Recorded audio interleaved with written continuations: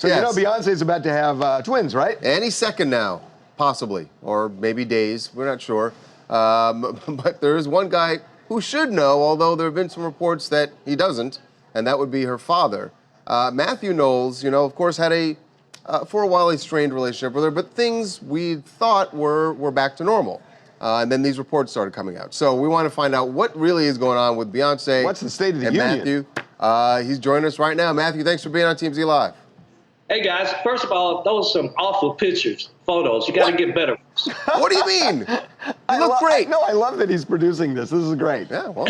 Okay, point taken, Mathew. Man knows show business. Okay, so you know there were reports out that you're estranged, that you're not really talking. What's the real story? Well, all of that, Harvey, is just a bunch of lies. Beyonce and I talk at least 3 to 4 times a week, and so does Solange and I.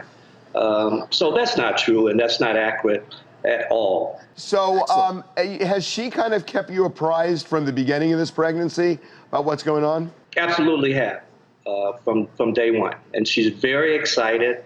Jay's very excited, and all of the family is very excited, as well as the Beehive and her fans. So here's what the Beehive wants to know, Mathew. The Beehive wants to know, are the twins due, because we have no idea, are the twins due in more than 2 weeks from now or less than 2 weeks from now? I would say more than 2 weeks from now. Really? Okay. Wow. All right, that gives us a starting point. Because that's helpful. Were you surprised that she did not do Coachella? Or did you know from that point there was no way she'd be able to? I knew there's no way she could be able to do Coachella with the type of performance that she gives. High energy, a lot of dancing. There's just no way she could have done that and still been giving you the Beyonce we've seen on stage. I understand there's you know, obviously you helped found Destiny's Child and brought them up and made them huge stars. There's a stage production, sort of, I guess Dreamgirls is loosely based on the Supremes, right? Very closely based on the Supremes. So is this the same sort of thing now we're getting for Destiny's Child? Well, we are working on Destiny's Child play. It'll start in Australia. We're in the process of putting the cast together. But the story will be from my eyes, having been there from day one and putting it together, actually. So it will be from my eyes over the years of Destiny's Child. It's real. I got to say, Mathew, as soon as I heard it, I thought, what a great idea, because people are interested in that. How far does it go? Does it go just while the group was together, or does it go beyond that? No, it goes from day one, because, you know, Destiny's Child evolved from Girls' Time.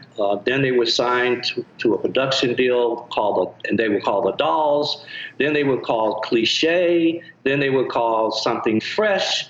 Then we signed to Columbia, got them signed there, and they were called Destiny. And some gospel group already had that name, and so I named them Destiny's Child. Huh. So here's the big question.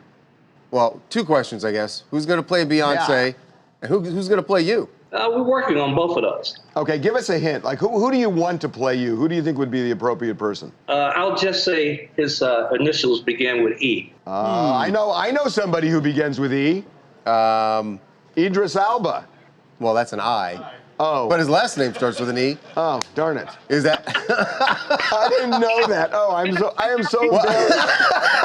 I am so embarrassed. Oh my gosh, you thought you were so smart. Oh my God. Well, listen, if you get Idris Elba with an E or an I, either way, that would be awesome, man. Oh God. Congratulations. I hope that comes together. I know you also have your book, that's out, The DNA of Achievers. DNA of Achievers, and then in July, I introduced Racism from the Eyes of a Child.